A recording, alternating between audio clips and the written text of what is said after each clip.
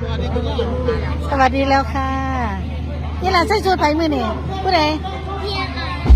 ยของใครลูกของพี่อาอายของพี่อาอายอุ้ยทำไมตัวเล็กจังของพี่อาอายเป็นไรใส่ชุดพี่อาอายเลยพี่น้องนายทีมเด้อจ้า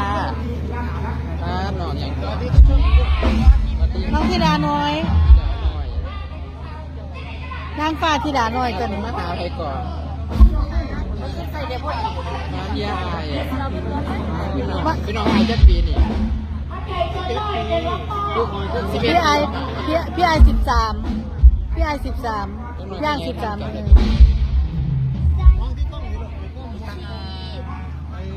ได้กอดพี่ไออย่างวันนี้โอ้ยังเดี๋ย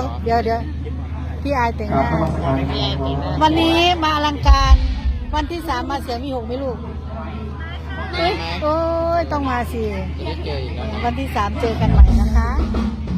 วันที่3มาพอกันก็น้องธิดาลาวอีกเด้อค่ะเด้อเปิดฤดูกาลเสียงมี6นะคะเกือบอีเป๋เกือบยังเอินไหมเกือบพี่แตะเกือบอีเป๋นะบ้านเขาเกิด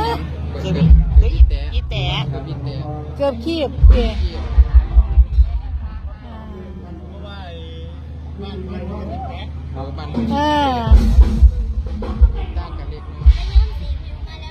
หนูไปย้อมสีผิวมาแล้วย้อมไหนลูกไปย้อมมาจากไหนลูกย้อมในรถวันนี้หนูจะอยู่ถึงเต้ยลาไหมโอ้นี่หมายถึงว่าดึกง่วงนอนใช่ไหม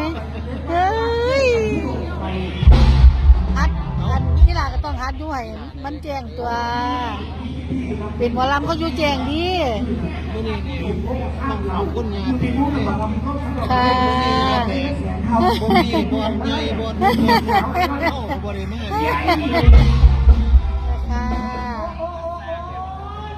นี่ล่ะต้องมาเรื่อยๆเด้มาเรื่อยๆบัดนี้มาครับกับพ่อครูครับ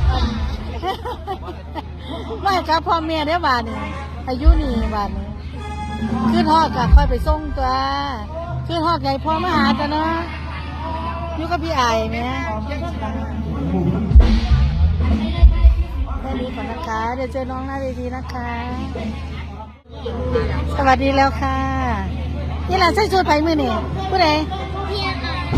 ายของใครลูกของพี่อาอายของพี่อาอายอุ้ยทำไมตัวเล็กจังของพี่อาอายเป็นไรใส่ชุดพี่อาอายเลยพี่น้องนายทีมเด้อจ้าหนอนอย่างตัวที่น้องธิดาน้อยนางฟ้าธิดาน้อยกันมาหาใครก่อนน้ำยาพี่น้องไอ้จะปีนี่พี่ไอ